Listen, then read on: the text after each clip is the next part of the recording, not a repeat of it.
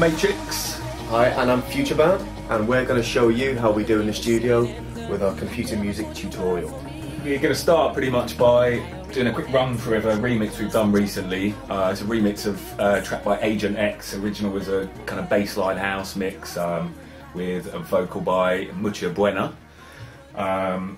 So yeah, original was a bassline house. We've turned it into a drum and bass mix, and we're basically just on this particular mix working from an a cappella alone, weren't we? So yeah, that was pretty much that we were given on the actual remix only. So everything else is kind of we had to make from scratch and think of a theme for this one. Yeah, so it's complete blank canvas. I mean, I guess we should start at the beginning.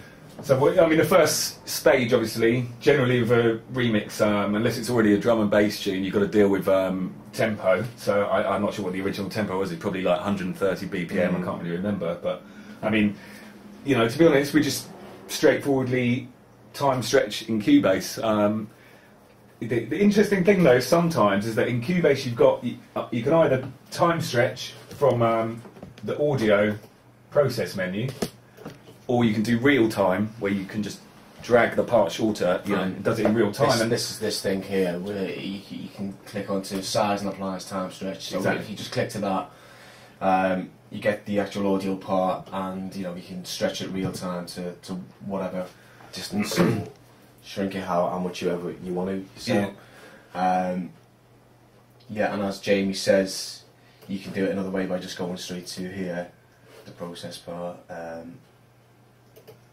And you can put in the actual time of the bars that you want to stretch it to as well, can't you? Yeah. I mean, it's pretty straightforward. But I mean, what interesting thing to point out is that sometimes we find that the real time can actually be better than going in and applying the process. And the same goes with pitch shifting. Occasionally, it actually comes out better. So it's always good to try both ways. I think on this particular occasion we use the process menu to time stretch it, but it's worth trying both. So.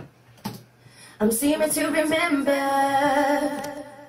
the day you came and called my heart. I never thought that day. That's the vocal. I mean, this vocal we haven't really had to do hardly anything to it at all because it's a really well recorded vocal. Sometimes you get them a bit more rough and ready and you've got to go in, but this I think you've more or less got it flat, completely flat pretty much. I mean, you basically start out by getting the entire vocal file and time stretching it down, and in this case, and quite often you get lots of different files because there's a different guy singing the second verse in here, and the choruses are recorded separately. But you're just applying the same thing to all of them because they're all at the same tempo. So, but so it's nice if you can get the backing vocals and harmonies all separately. Sometimes you do, sometimes you don't. So if they're all harmonised in one file, then you've got a bit less flexibility. But the advantage of this one was that they were all separate, weren't they? So we had more freedom to kind of do what we wanted, Yeah. But no frills going on here, just simply because, as I said, it was a very well recorded vocal to begin with, so that's kind of made our job quite easy. So having done that, we've basically, I think our starting point was to start with this verse, and well, basically the idea that once we've listened to the vocals on their own was to the idea that we came up with was to start a track with like kind of like a deep mystical vibe, which is kind of like what we're known for as well. As Jamie said, with a bit of chord progression going on and stuff, and then with the aim of switching the track to like a raw drum and bass sort of feel. We got a kind of contrast between the intro and the drop, as we all see. But I mean, our starting point really was getting this chord progression around the vocal.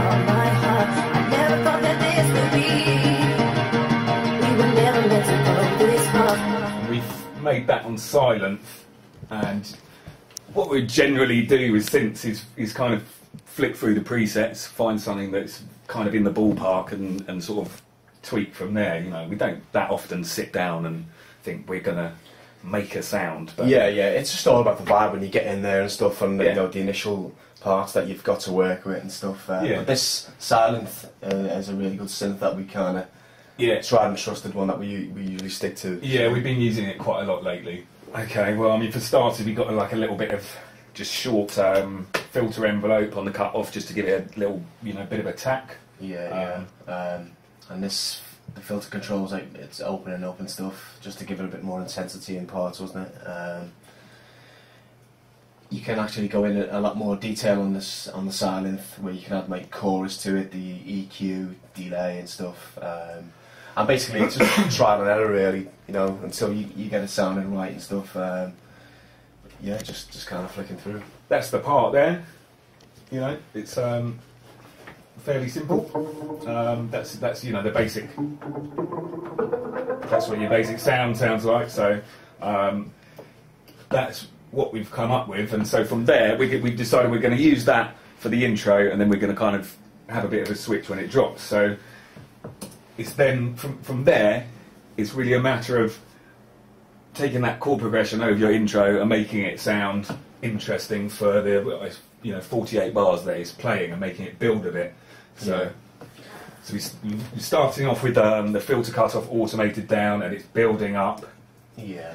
Just to give it a little intro for 16 bars, and then obviously Mutya kicks in with a vocal, and probably takes centre stage on it really. So unsolo it and get everything going, and then we suppose we can go through what's what. We've also got a compressor on that channel that's actually not doing anything right now in the intro. So a bit later on when the drums are in, we're going to apply a bit of side chaining to it. So at the moment that's doing nothing. So really all we've got in there is that mid-range boost.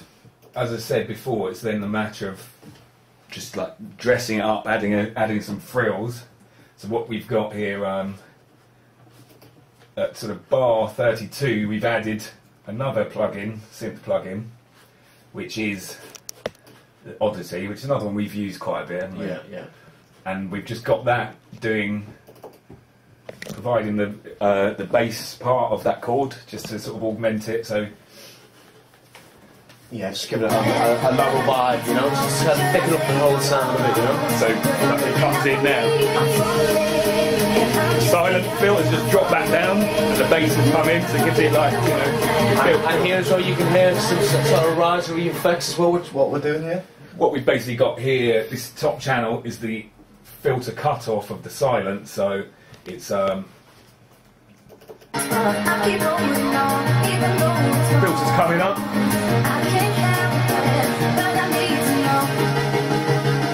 And then at this point, it drops that down again, and that's when the Oddity part comes in.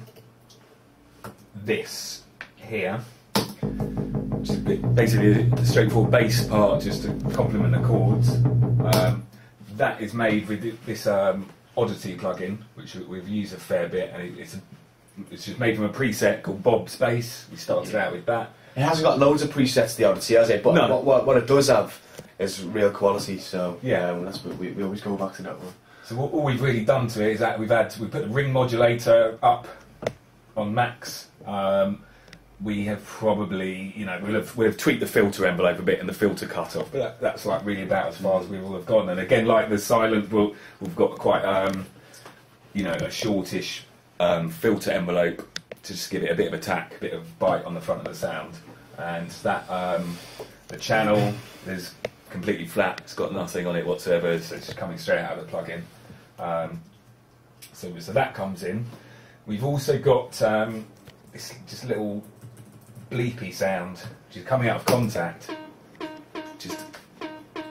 We've put an envelope, I think, if I remember rightly, just on the pitch of it. So it's got a little pitch bend, which is giving it that kind of attack.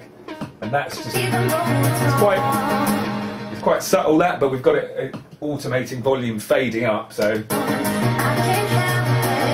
it's one of them sounds that you notice with these things that you shouldn't have it too loud in the mix, but once you take it out of the mix, you'll really notice it. It still has exactly. Take it out. So it's quite subtle, but it adds a little extra. We use quite a lot of really subtle things, like Brendan's saying. You almost don't really notice they're there, but if you took them all out, they do make a fair difference. And we've got another thing like this,